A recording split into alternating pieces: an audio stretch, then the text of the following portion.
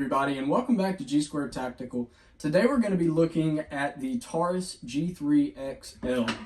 Taurus's newest addition to their G series of pistols, their newest addition to the G3 lineup.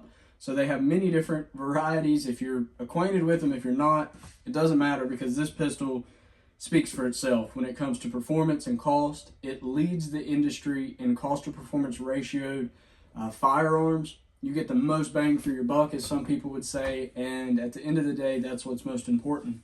You get it for cheaper than a Glock, you get it for cheaper than a CZ pistol, and though those may have a little bit longer longevity, we don't know just yet, I guess, because we hadn't really been able to stand the test of time with these pistols just yet, but I would venture to say that they're going to be around for quite some time.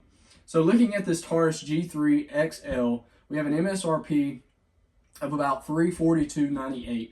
$340 MSRP. You could probably pick this pistol up for somewhere around $290, $300 plus tax. If you get cash discount, maybe $300 cash out the door. So let's assume that $300 cash out the door. Let's say you got a Glock for about $600. You could get two of these for one Glock. Now I know we have three of them, so if you do that math, you're sitting at three pistols under $1,000. Great quality, reliable, and cost effective. I don't know what else I could say about, when it comes to, I'm not trying to sell you a pistol, don't get me wrong, I'm not trying to do that. I want you to be able to find which one fits you best. But when it comes to this Taurus G3, they are really doing something special with this lineup of pistols. So let's get into it, okay? So with this pistol, this Taurus G3xl, we have a full-size slide and barrel, a 4-inch barrel, stainless steel. Our slide is made of steel alloy with a black Tenifer matte finish. Awesome, great quality. We've tested it with this G3. If you've seen that video, we took it out to the range, we tore it apart. We had the barrel, the slide, the recoil spring, the grip, even the magazines. We put them in dirt, water, and we tested the crap out of them. And we wanted to see how they would perform, and they did great. It performed great at the range. Once we cleaned it up, it even shined up really nicely. I mean, a little bit of elbow grease, but overall it performed really well. So cleaning up nicely speaks to that finish, right? It has a great finish on it, even though it does have a, cheaper price point. You might see some of these features, or the way that it feels in your hand might not feel like a solid metal type gun like a CZ might, but that's okay. I mean, if you're looking for a budget-friendly pistol, you're going to find it in this. So, and an effective pistol, might I add. I'm not ragging on it whatsoever. It's a wonderful made pistol. The rest of the slide, you can see we have the sights, which are exchangeable for Glock sights. So a similar setup if you wanted to put raised sights on it, if you wanted to get a threaded barrel, whatever you wanted to do, you can make that happen because you do have availability to purchase Glock sights and input them into the slide. You have front as well as rear slide serrations, both of which very functional. A lot of people get on us for slide checking or press checking, I should say.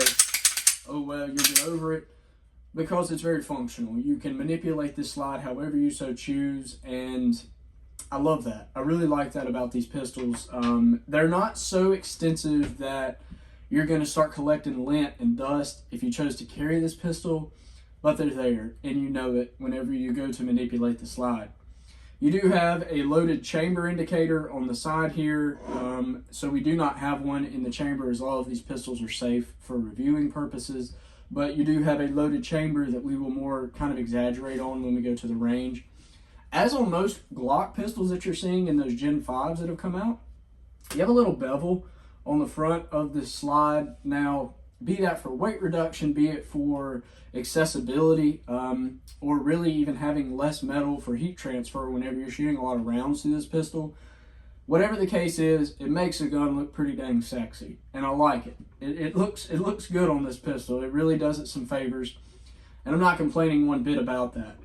It's not necessarily ambidextrous, so the only thing that's ambidextrous would be your takedown, which it has to be because that's how this pistol takes down. Takes down very similarly to a Glock. Your slide lock as well as your magazine release are located on the left-hand side of the pistol, and it does not have a safety. So your safety would be found in your inner trigger safety. You cannot fire the pistol unless you activate that inner safety. So, you know, a good safety on a pistol.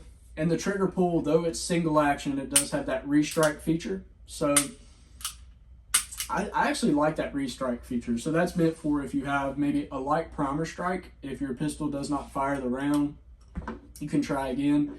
You can try to fire the pistol again if you have a light primer strike. A really nice feature, you find that on every single one of these G3 series pistols, and I mean it has a very audible reset. So when it comes to this trigger,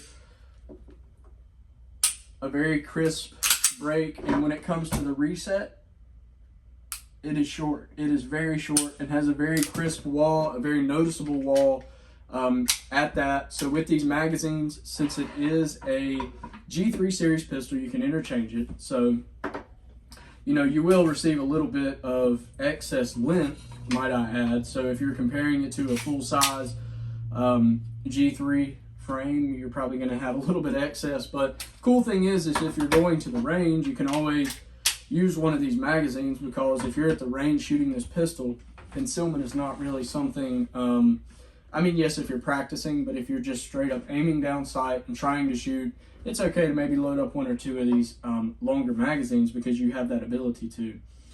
Overall, the grip and the texturing on the grip remains consistent throughout the G-Series lineup that Taurus has implemented. It does have a rather nice undercut on the grip of this pistol, as well as nice thumb grooves that you can rest your thumb on if you're a lefty or a righty. And I like that about this pistol, because you also have a perch for your other thumb. If you're going thumbs forward in that shooting position, you have another perch for your thumb on both sides. So that is ambidextrous, and they considered that when making this pistol. So talking more about the grip and this trigger guard, it is kind of rounded on the bottom of this trigger guard. But on the front, you don't really have those texture/serrations. I'm sure it's something that you could do, seeing as this grip is polymer. Normally you can kind of manipulate polymer grips and kind of make them comfortable to you if you so chose. I've seen a lot of people doing stippling work nowadays. If that's something you're into, go for it. When it comes to this grip though, both front, rear, sides, they all have the exact same stipple-like texture, which is, I don't want to say comfortable, but it's not uncomfortable. Somewhere in the middle. And it's also functional. I mean, I don't think that any amount of sweat, I mean, any amount of water that we put on this G3 whenever we were torture testing it at the range never affected the grip that I got on it. You would have to completely cover up and duct tape that grip to not be able to receive good, firm purchase on this pistol. The beaver tail is comfortable for me.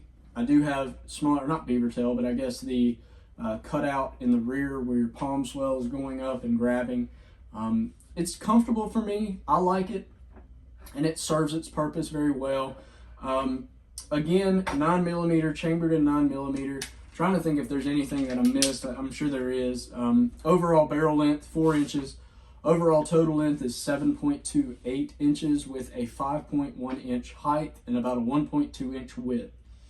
Weight of this pistol is only about 24.4 ounces unloaded, so a little bit over a pound, which is not that bad when it comes to concealing a pistol. I mean, yes, you would like to have as light as possible, small as possible, biggest round you can possibly get. We'll always be stretching those boundaries and those asking limitations to manufacturers, but is what it is. Some things never change. You do have a port at the bottom of this slide, or a cutout. People call it different stuff, but its purpose would be to exhaust that GSR and that heat, to be able to more readily transfer that heat out of this barrel if you're shooting it a lot. You do have an accessory rail, so though it's not full size like this G3 is, so it doesn't come all the way to the end, you do have the ability to put a light on it and make it look uniform. So in comparison to this G3X, which has a G3C lower, and that's all it has, it doesn't have any extension like this one does, you can only put maybe a small subcompact light on it and still make it look good. But when it comes to this G3xl, you have a little bit extra space to work with.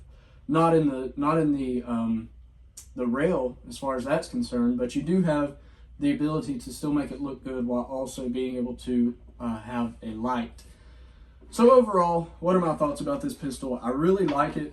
I like what Taurus is doing. They're trying to make pistols for every single person out there while still trying to produce and manufacture guns at a high rate of speed. So as most of you know, the more custom pistols that you get out there, say a Kimber Custom or a, I'm trying to think of the man's name. I'll put it in the comments or whatever, but if you're trying to get a custom pistol, it's going to take a little bit longer because it's customized. It's meant for one person. These are mass-produced pistols, most of which being produced in the United States, but they're mass-produced. So what I get in a G3xl, you're going to get in a G3xl. Same with the G3, G3X, G3C, G2C. I mean, it's all over the place, right, with these numbers, but you're getting the same pistol that I'm getting, and because of that, it's kind of hard to customize. It really is. But the way that these companies will customize in a mass production type platform would be to make a grip smaller, make a grip bigger, make a slide smaller, make a slide larger. On the same platform, the same reliable type platform in the G series pistols that they've been doing and that they are so well known for now, they've come out with this G3xl. And I'm super excited about it. I'm ready to get it out to the range. I'm itching to shoot this pistol. I really want to put it through its paces because a lot of times companies will come out with the gun and they try to improve on it. And it's kind of like Glock. You know, Glock really hasn't improved on their sloppy design. Sloppy being a good term in this case. It's loose. It's well built, but it's loose. Glock really hasn't changed that much. They've come out with different features like maybe slide serrations, front slide serrations, different things here and there on different models, but they've overall stayed the same. And Taurus has found something successful here, and I hope they stay that way. I hope they stay successful, and I hope they keep producing guns that you and I can enjoy at a low cost price and have great quality and function out of. With that being said, I really hope you subscribe to the YouTube channel. If you don't, make sure you do that and set those alerts for upcoming videos. We're going to have some range content coming for you all very, very soon, very shortly. We're going to have a lot of guns to review at the range, so make sure you stay tuned for that because we love showing it. We love shooting with you guys. So please make sure you drop a like and stay tuned. Thanks for watching.